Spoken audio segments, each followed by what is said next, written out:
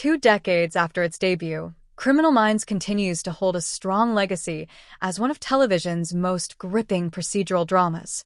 With its revival on Paramount Plus and the conclusion of season 18, the series proves it still resonates with audiences. While the franchise is often celebrated for its chilling cases and unforgettable team of profilers, some of its most impactful stories are the quieter, underrated installments that linger long after the credits roll. Among these hidden gems, Season 1's Riding the Lightning remains a masterclass in storytelling that deserves far more recognition than it often receives. A chilling premise with a twist.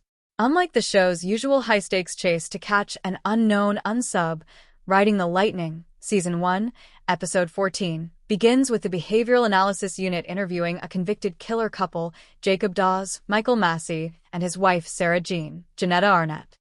With both scheduled for execution in just 2 days, the team's mission is not to stop further crimes, but to determine whether Dawes has more undisclosed victims.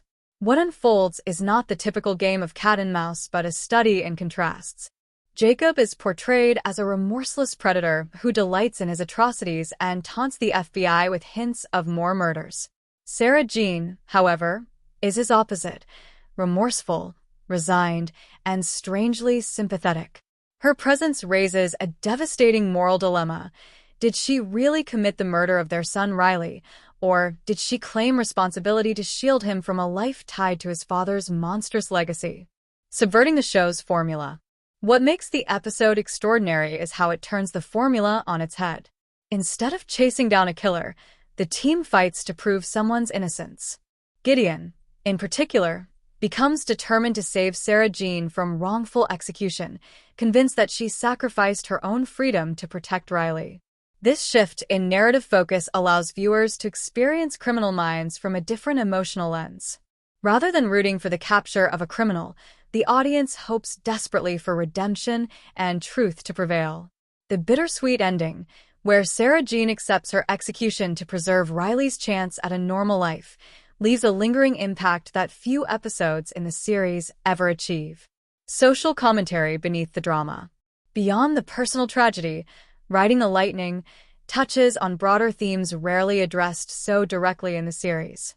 The episode forces viewers to grapple with the complexities of guilt by association, the vilification of women tied to violent men, and the controversy surrounding the death penalty. Jacob Dawes' execution is expected, even cathartic for the audience. But Sarah Jean's fate is the true horror, punished not for direct acts of violence, but for her role as an accomplice and her silence in the face of evil. The public's quickness to brand her the Ice Queen, despite knowing little of her truth, underscores how easily media narratives shape judgment. Why it endures as a stealth masterpiece. Over its 18 seasons, Criminal Minds has delivered countless tense investigations and unflinching looks at human depravity. Yet, episodes like Riding the Lightning highlight why the show remains more than just a crime of the week thriller. It dares to step into morally gray territory, asking audiences to question not only justice, but also compassion, sacrifice, and the consequences of choosing silence. For many, the BU's action-driven cases will always define the series. But for those who look deeper, Riding the Lightning stands as proof that the most powerful stories are not about chasing monsters, they're about the human cost left in their wake. Even 20 years later, this haunting episode remains one of the series' finest achievements.